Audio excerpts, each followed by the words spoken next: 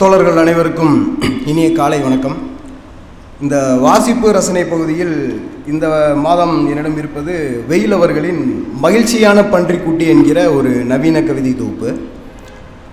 பொதுவாகவே இந்த சமூகத்தில் சில கட்டமைப்புகள் இருக்கின்றன.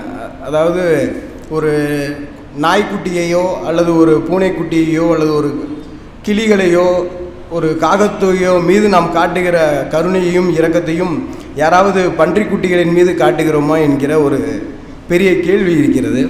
இந்த கவிதை தொகுப்புடைய அட்டை படத்திலே பார்த்தீங்கன்னா அந்த கவிதை தொகுப்பு என்ன சொல்ல வருகிறது என்பதை மிக நுண்ணியமாக அவர் வடித்திருக்கிறார் என்று நினைக்கிறேன். ஒரு பன்றிக்குட்டி, அதனுடைய உடலில் ஒரு வேட்டையாடப்பட்ட தழும்பு இருக்கிறது. பிறகு அந்த பன்றிக்குட்டியின் மேலே அந்த நிலா இருக்குது. நிலாவுக்குள்ளே பார்த்தீங்கன்னா புத்தர் தலையிலாக இருக்கார். அது புத்தராகவும் நாம் நினச்சிக்கொள்ளலாம், ஒரு பெண்ணை போலவும் இருக்கிறது. ஏன்னா அந்த புத்தருடைய நெற்றியில் ஒரு பொட்டு ஒன்றை வைத்திருக்கிறார்கள். இப்படியாக இந்த கவிதை தொகுப்பு 2017ஆம் ஆண்டு வெளியிடப்பட்டிருக்கிறது.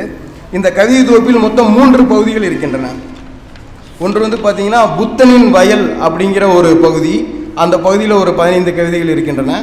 இரண்டாவது மயக்கத்தின் ஆலோலம் என்கிற ஒரு தலைப்பின் கீழ் ஒரு 5-6 கவிதைகள் இருக்கின்றன.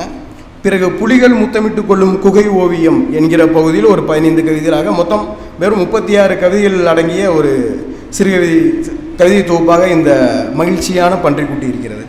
இதில் அந்த புத்தனின் வயல் அப்படிங்கிற பகுதி முழுக்க பார்த்தீங்கன்னா இந்த தங்களுடைய வாழ்விடங்களை இழந்தவர்கள், ஏதோ ஒரு அரசாங்கத்தின் பொருட்டோ அல்லது தங்களுடைய வறுமையின் பொருட்டோ ஏதோ ஒரு சூழ்நிலையின் பொருட்டோ தங்களுடைய வாழ்விடங்களை இழந்து பெருநகரங்களை நோக்கி வந்தவர்களுடைய வாழ்க்கை சித்திரம் முழுவதும் இந்த புத்தனின் வயல் என்கிற தலைப்பின் கீழ் இருக்கிறது.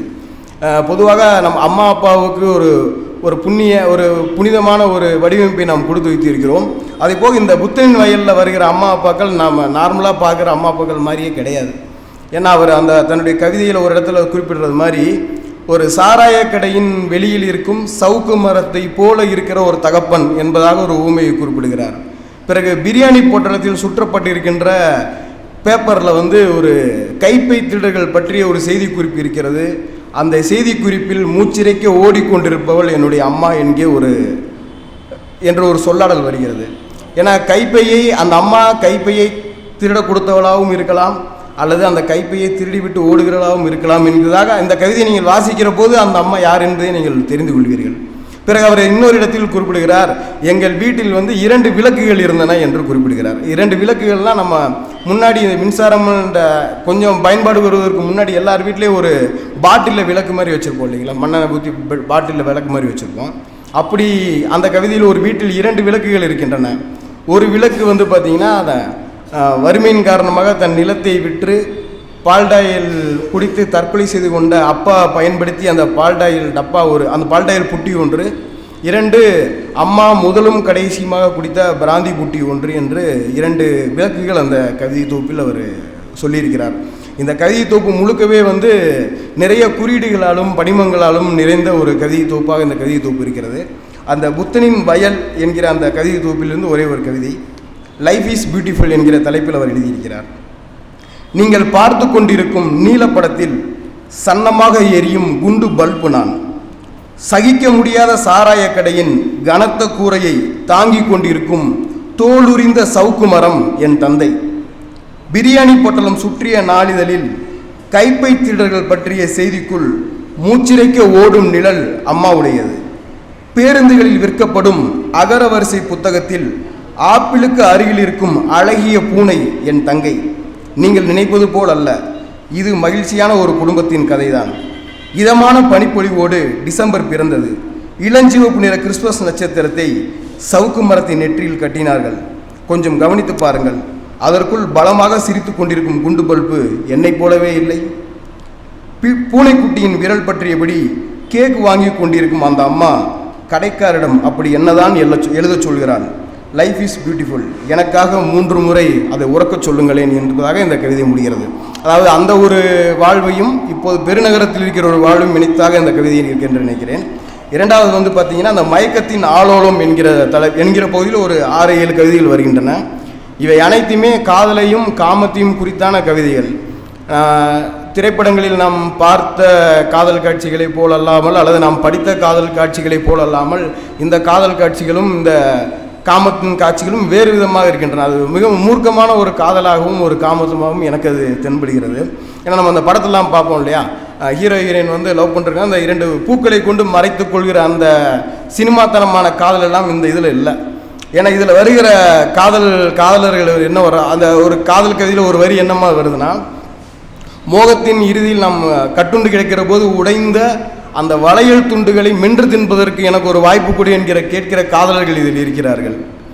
பிறகு உன்னுடைய உதட்டு சாயத்தை கொண்டு நீ ஒரு புகை வளையத்தை வரை அதற்குள் பாய்கிற ஒரு சர்க்கஸ் புலியாக நான் உண்மையில் நாம் மோகம் கொள்வோம் என்பதாக ஒரு சொலடல் நிறைந்த ஒரு கவிதை வருகிறது. அந்த மயக்கத்தின் ஆளோலம் என்கிற அந்த பகுதியில் அந்த கவிதை தொகுப்பிலிருந்து அந்த பகுதியிலிருந்து ஒரு கவிதை. அந்த கவிதையின் தலைப்பு அது மயக்கத்தின் ஆளோலம். நீ நெற்றியில் இட்டிருக்கும் வெண் புள்ளி அது ஒரு மானினுடையது, சினையாய் இருக்கிறது. அதன் வயிற்று சிறு இரத்த துண்டம் நான், புள்ளின் நறு இதழ்கள் நீ. கீழிமையில் நீ வளைத்திருக்கும் கருமை முரட்டு பன்றியின் வண்ணம், அதன் நெஞ்சில் பாய்ந்திருக்கும் முள் நான், சுற்றிலும் உன் ஞாபகத்தின் சீல். உன் நாசியின் சிறு பள்ளத்தில் குந்தியிருக்கும் கல்லின் நீளம் அது நூற்றாண்டு ஆமையொன்றின் கனவாலானது.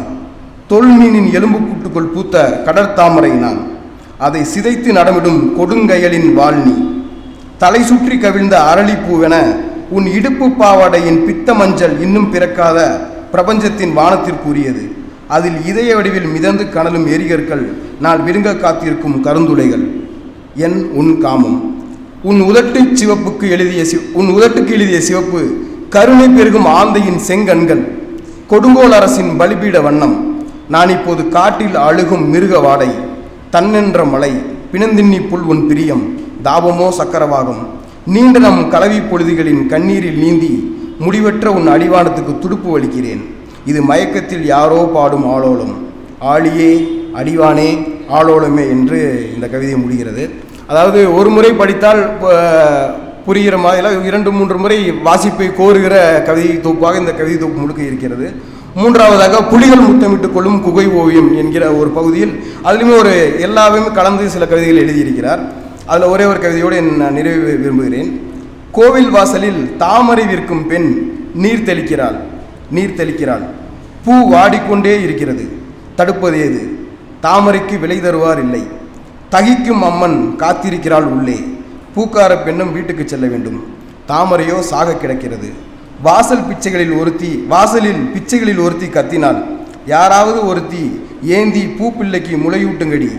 கடற்செங்கில் யாரோ மூச்சை நிறைத்தார்கள், முகூர்த்தம் நற்குறி என்பதாக இந்த கவிதை முடிகிறது. எனவே மகிழ்ச்சியான பன்றிக்குட்டி என்கிற இந்த கவிதை தொகுப்பு ஒரு நவீன கவிதையின் ஒரு எடுத்துக்காட்டாக இருக்கிறது என்று எனக்கு தோன்றுகிறது. எனவே வாய்ப்பிருக்கும் நண்பர்கள் 2-3 முறை ஆனால் ஒரு கவிதையை வாசிக்க தேவைப்படுகிறது. வாய்ப்பிருக்கும் முறை வாங்கி வாசிக்குமாறு கேட்டுக்கொள்கிறேன். நன்றி, வணக்கம்.